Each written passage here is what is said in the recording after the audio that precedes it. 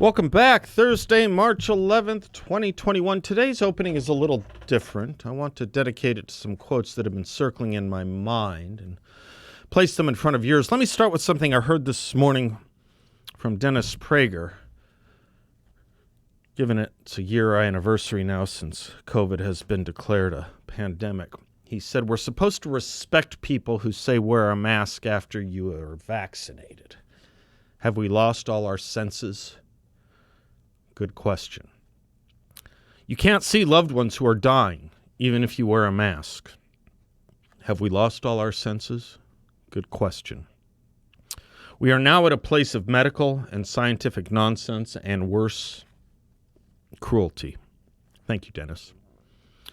From the Institute of Economic Research, summarizing 6 studies, quote, a very recent series of studies show face masks become non-consequential and do not function after 20 minutes due to saturation.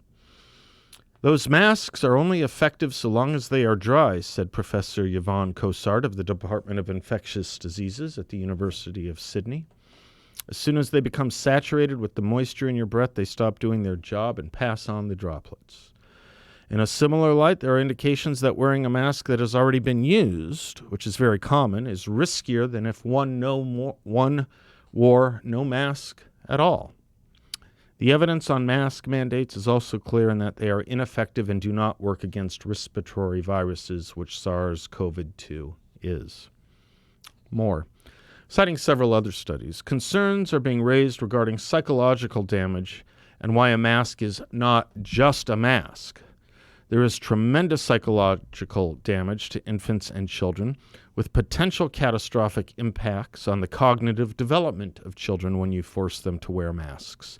This is even more critical in relation to children with special needs or those within the autism spectrum who need to be able to recognize facial expressions as part of their ongoing development.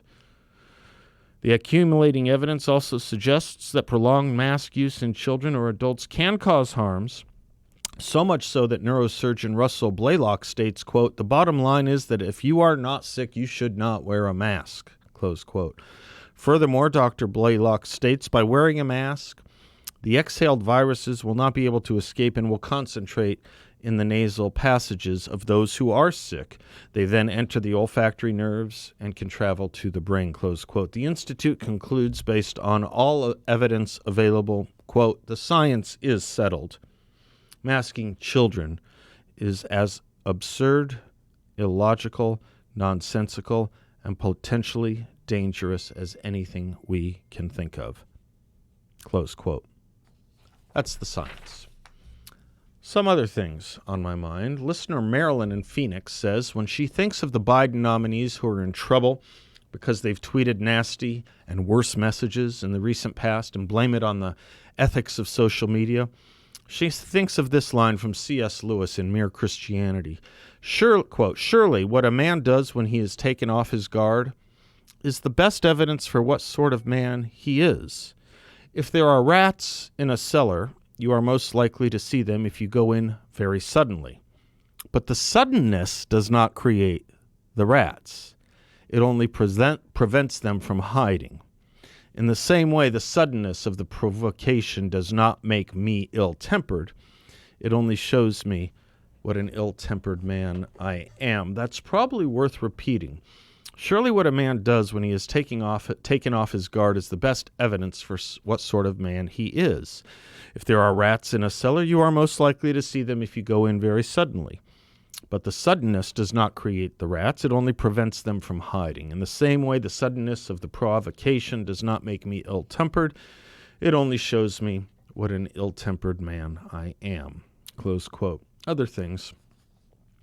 If you want to know what an idiot sounds like, here's Arizona Republic columnist Greg Moore this morning. Quote, racism almost killed Meghan Markle in real time while we all watched.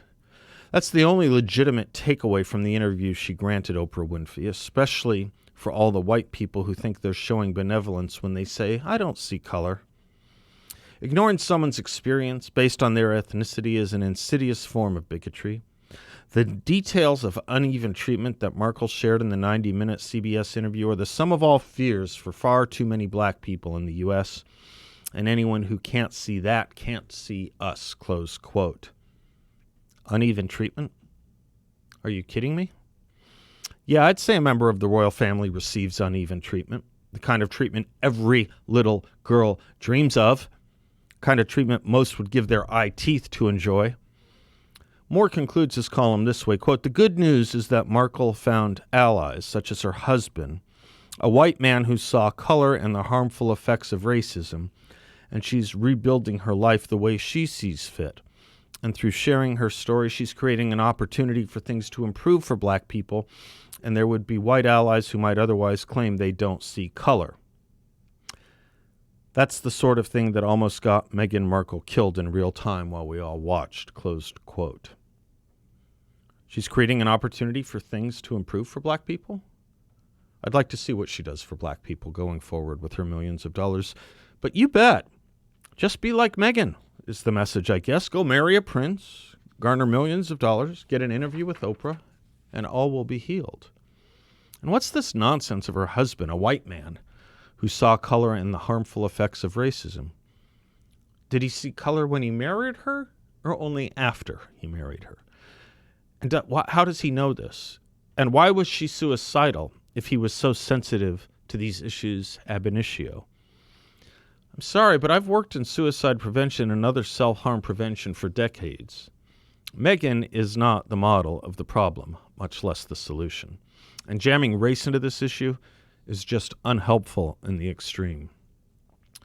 Professor Kehendri Andrews writes at CNN.com that, quote, "Probably the most shocking revelation from the interview was hearing that Markle was so depressed by her treatment she considered suicide whilst pregnant. Unfortunately, this will likely come as no surprise to any black person who spends their time navigating white institutions. The constant feeling of being out of place, undermined, and misunderstood take a daily toll. The term we use in academia is microaggressions, the paper cuts of racism that have the cumulative effect of damaging our mental health. Markle's treatment in the press was the perfect example of this kind of racism. No one came out with openly racist language. It was all coded with accusations that she was a bully." Really? You can't be of mixed race or any race and also be a bully?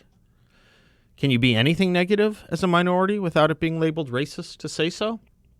Is that, in saying so, the kind of microaggression that comes out coded because you don't really want to say something directly racist?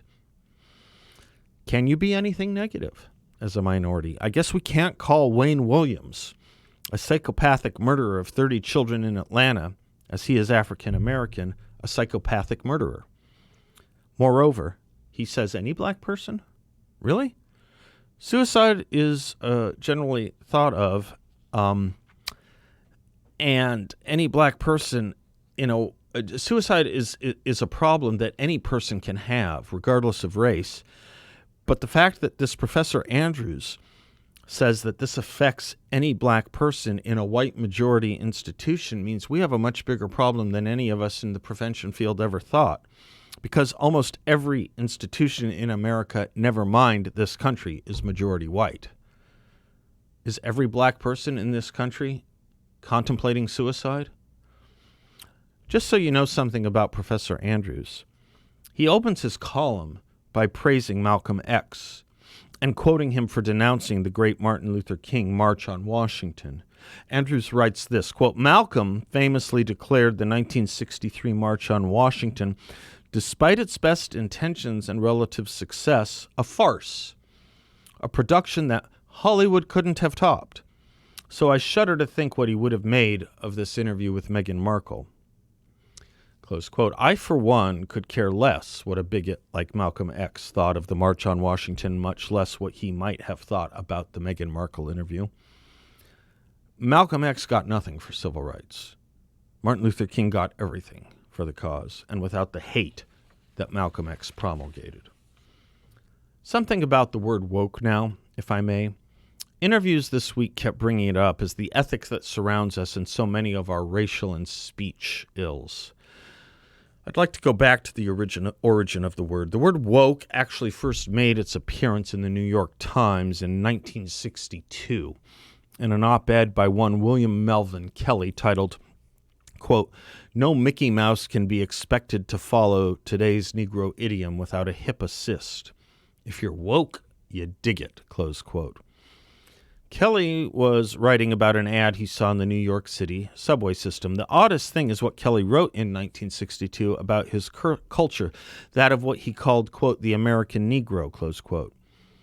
He said, despite some of those new words coming out of the African American community, the black man wants nothing more than to be completely accepted in American life. He dreams of living in a good neighborhood, driving a nice car, sending his children to a good school, and making a decent living.